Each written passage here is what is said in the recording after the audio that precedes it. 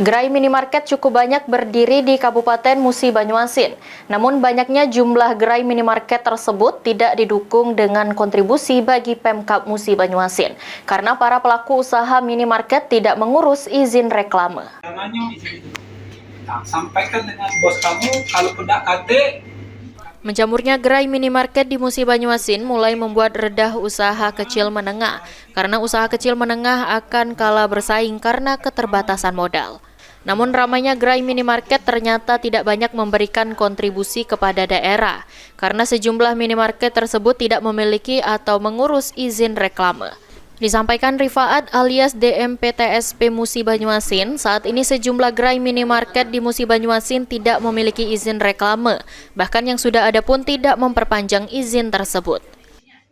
Terus mendata yang sebelum perda berapa banyak dan sesudah perda berapa banyak. Dan untuk izin yang belum dimiliki oleh Alpaman ini, ya sepertinya secara tidak langsung sudah kelihatan, yaitu seperti izin reklame, itu belum diperpanjang, ada yang mati, ada pun yang belum memang diterbitkan, belum diurus. Ruzi Iskandar, PAL TV.